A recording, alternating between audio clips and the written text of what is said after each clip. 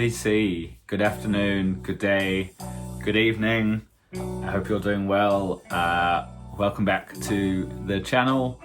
I'm not sure when this is going to go up, but we are at the back end of July now. It's a sunny Sunday afternoon, and here I am to make a quick video.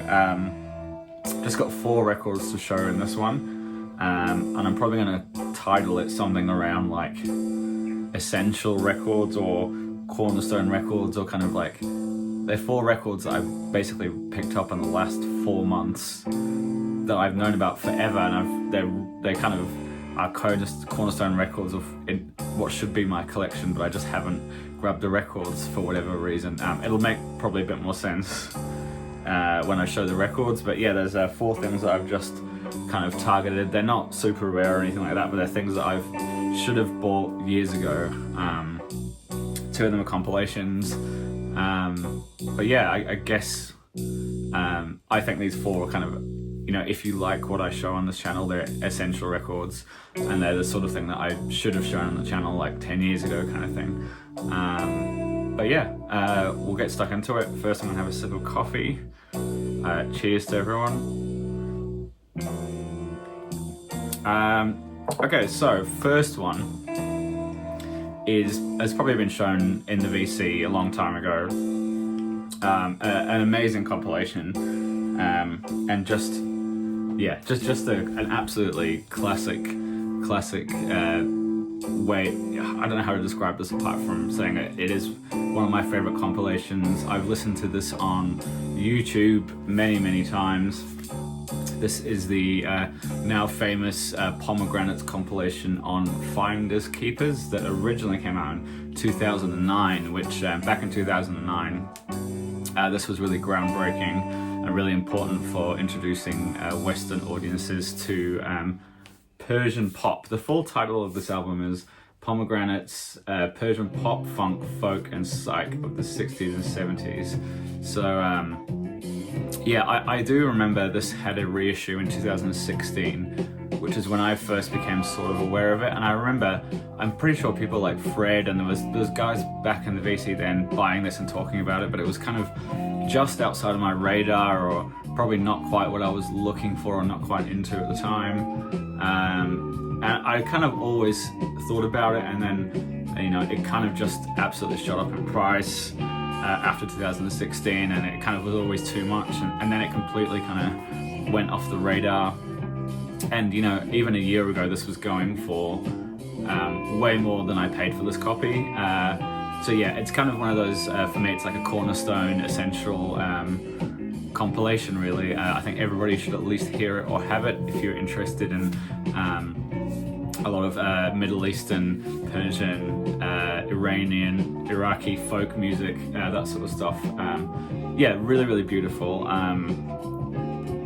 Basically, it's showcasing Iranian popular music, which runs the range, and there's some funky stuff, some disco stuff, some more traditional folk stuff, some kind of rockier tunes, but it's all up to I think the last track was in 1979, which is just before the Iranian Revolution. So it just captures this beautiful time period. Yeah, really cool. Yeah, there's some Psyche kind of stuff on here. Beautiful artwork. So yeah, I finally grabbed a copy of it because I saw a store that I love visiting in Melbourne called The Searchers was selling this copy on their website, and it was expensive, but it was basically what I could just about stomach to pay for it, and it was 1/3 of the price, sorry, 2/3 of the price of what I've seen it go for.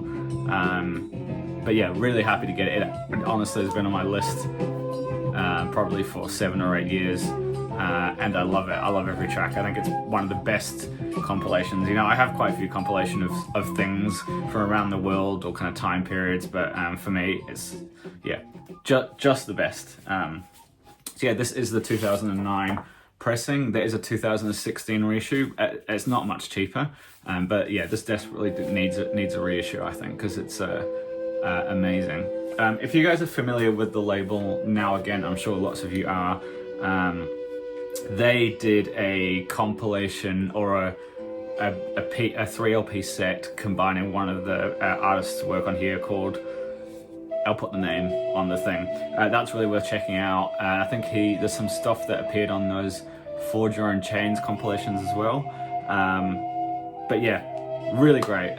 Persian pop, psych, funk, folk, disco, yeah, fantastic. Pomegranates, love it. So that's kind of the first one. The second one also has a Melbourne link. I finally grabbed a copy of this. Now, this is not a crazy rare or hard to find expensive record, but it's something that's been on my list for a very, very long time. This is the absolutely groundbreaking, absolutely essential No New York compilation. Produced, recorded and curated by Brian Eno all the way back in 1978. I'm sure this is probably a lot easier to get in other parts of the world, but for me, living in New Zealand, to buy this online, the shipping would be the same price as the record, if not more, essentially doubling what I should pay for it. So I've been holding off, and eventually one popped up at the amazing Flying Nun Records here in Wellington. Really good friends of mine there, but yeah, they've had some really good stuff in recently through some collections, so I was really happy to grab this one. I remember back in my young hipster days in Melbourne, digging through Round and Round Records there on Sydney Road and seeing the reissue of this and almost buying it, but it's kind of always been in the back of my head. But even back then, I didn't really know what some of these bands were. I think I may have been familiar with the Contortions because I've always been a fan of James White and the Blacks. But yeah, what is this? Just to put it in, I mean, I guess this is just what you would call the compilation of no wave, post-punk, New York no wave, energy, noise, experimentalism, very atonal. And 1978, you've got lots of big names in here. Lydia Lunch, James Chan's playing, obviously Arto Lindsay, who you probably would know from Lounge Lizards, Art Bears. He's done a couple of really good solo releases. But yeah, you've got 4 artists on here: Contortions, Teenage Judas and the Jerks, Mars, and DNA. The DNA side, the DNA tracks are absolutely fantastic. But even, I do listen to a lot of experimental and abrasive music, but this really actually is a tough listen. It's very lo-fi, it's very grating and scraping and just raw energy, but it's a tough listen. But if you think about 1978, this must have been massively influential on the New York scene and wider experimental scene in America throughout the early 80s. Just fantastic. This pressing is on Antilles. What I like about this is all the inner sleeve notes are printed. I don't know if you can see that, but they're printed on the inside. And if you want to read them, you got to pull the sleeve apart. Which is kind of funny. I'm sure that was done on purpose by Brian Eno. But yeah, avant-garde experimentation absolutely would have inspired, surely bands like Sonic Youth, noise rock experimental music. Yeah, just really important. So that, again, I would say that's another Cornerstone record that I should have had in the collection for a long time, and I have other albums. I've got James White, James Chan's albums, Contortions albums. I've got a couple of Lounge Lizards, Lydia Lunch.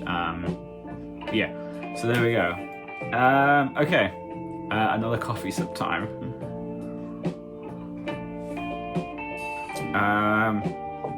Okay, so this next one is one that I'm a bit mystified on something about. I was hoping the VC would be able to help me out. This is the 2019 reissue of Portuguese experimental duo Telectu. I'm sure it's pronounced a bit better than that. Yeah, the duo of Jorge Lima Barreto and Victor Rua. I'm gonna mispronounce everything on here, on the Golden Pavilion label. Now, before I talk about the music, which is absolutely mesmerizing, I have this memory that this. So I was looking at discogs, and this apparently is the only reissue, and it came out in 2019. But I'm sure that's not true, because I have had this on my radar for a long time, and I knew there was a reissue out of it, but I just never bought it. But maybe it was a bootleg, because I remember there was some issues with the label Golden Pavilion, and maybe it's been pulled off discogs. But if anyone has a copy that is a reissue and it's not an original that they thought they may have got, like maybe around 2012, let me know, because it's driving me mental. And the reason I didn't get it is because I had a Golden Pavilion reissue of this record here. This is the Be With reissue from a few years ago, but the Golden Pavilion version was essentially a bootleg, and it sounded terrible. So the reason I didn't grab that one, because I thought this was going to be terrible quality, and I just didn't buy it. But when I saw this was a 2019 reissue, I grabbed it, and it sounds absolutely fantastic. Yeah, I have this memory of Golden Pavilion putting out a lot of really amazing, mind-blowing stuff, like maybe kind of like 2012, 2013. They also put this out, 2013 reissue, Arawak, that's what's playing in the background right now. But yeah, I could have sworn that these three all came out around the same time. Anyway, this is a very long-winded story that's not that important, because you're here to hear about the music. How do I explain this? But this was released in 1982 on EMI in Portugal. It is the debut full-length album. I think their EPs were a bit earlier. Of Jorge Lima Barreto and Victor Rio, and it's very hard to explain this. It's experimentation, electronic music, post-punk bass lines, slightly funky synthesizers. Sits kind of like somewhere between, like, I can't even describe it. Post-punk, synth. I don't know. It's quite something. It sounds like a lot of things, but nothing in particular. I really do like this, and I'm glad I finally grabbed a copy of it, because there's no way I could afford a original copy. Yeah, absolutely fantastic. This is right in my zone of music, something that I have always wanted a copy for. I just love the album artwork there. Yeah, really good. So yeah, I remember this been in my radar for probably over 10 years now, because I have fond memories of discovering these two, living in Melbourne and going to Title Records back when it was in Fitzroy, and seeing those. So yeah, I'd always wanted a copy since then, really. All right, we've got one more to go, but I'm going to turn the record over. Oh, this is a great tune.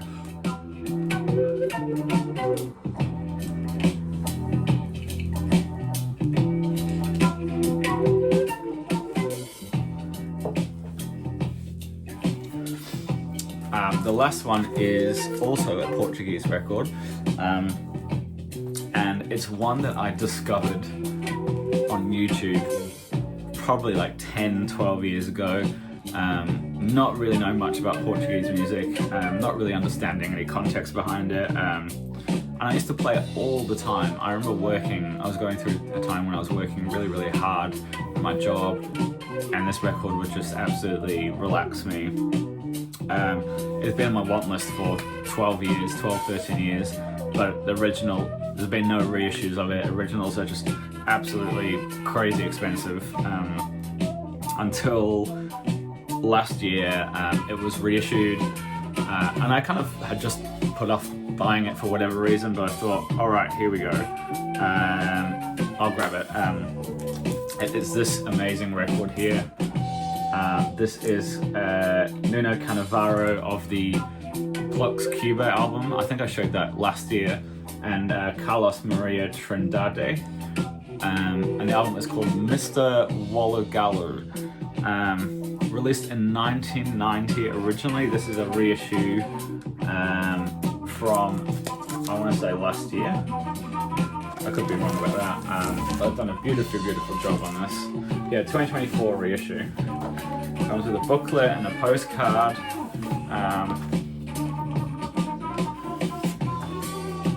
I might read this out actually. Sophisticated, adventurous soundscapes that depict in a manner both blurry and clear at the same time. Ancient maps, distant travels, and evocative landscapes. An alchemy of acoustic and electronic. Created using techniques that were unusual at the time. I mean, that's pretty much what I was going to say. It's like a combination of kind of like electronic world music, fourth world influences, ambient, also just has a really warm feeling for me, a really nice uplifting feeling.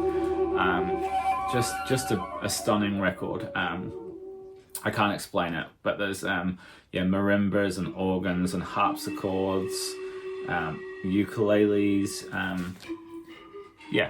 just absolutely fantastic. That's the, if you can see it because of the OB strip there. Yeah, there we go. Again, a record that I would have loved to have had, because I've enjoyed this record through streaming for 12 years, but to finally get a physical vinyl copy is really, really cool. That I didn't have to absolutely pay through the nose for. So that was kind of like four finds recently that kind of felt really good to finally get copies, and they're all albums that I love. Money well spent, I suppose. But yeah, thank you all for watching. Thank you all for always leaving really great comments. I do not respond to them, and that's just laziness probably, or not having time. But I do read them all. So thank you for watching. Appreciate it. Hopefully be back soon with another one. Thank you.